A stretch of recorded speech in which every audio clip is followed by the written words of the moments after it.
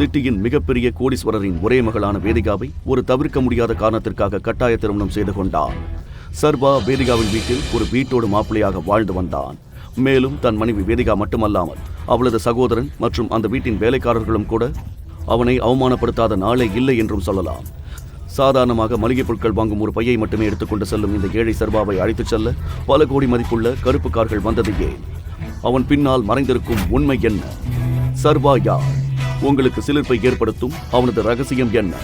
தெரிந்து கொள்ள இப்போதே பாக்கெட் எஃப்எம்ஐ டவுன்லோட் செய்து தி டைகர் ரிட்டர்ன்ஸ் கதையை இலவசமாக கேளுங்க. தண்டச்சோரே, பாத்ரூம் கிளீன் பண்ணிட்டு சீக்கிரமா வெளியில வா. மளிகை ஜாமான் வாங்க மார்க்கெட்டுக்கு போகணும். இந்த வேலைக்காரன் வீட்டின் அனைத்து வேலைக்காரர்களுக்கும் சீனியர். இவனுக்கு வீட்டில் அபினவை விட பல மடங்கு மரியாதை அதிகம் என்பது அபினவுக்கு தெரியும். சொல்லுங்கண்ணா. வேலைக்காரன் சர்வாவிடம் 1000 மற்றும் ஒரு மளிகை லிஸ்டை கொடுத்து விட்டு சொன்னான்.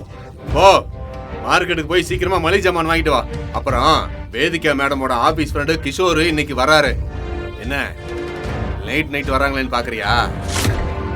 நீ அவங்களுக்கு புருஷன் இல்லையா? இப்ப நீ தான் அவங்க 2 பேரையும் ஒழுங்கா கவனிச்சுக்கணும். என்ன பாத்துக்கிட்டு இருக்க? போ சீக்கிரம். வேலைக்காரனின் வார்த்தைகளால் சர்வாவுக்கு கோபம் வந்து அப்போது அவனது போன் ஒலித்தது.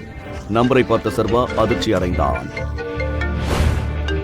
முழு வீடியோவை பாக்கெட் எஃப்எம் தமிழ் யூடியூப் சேனலில் கண்டு மகிழுங்கள்.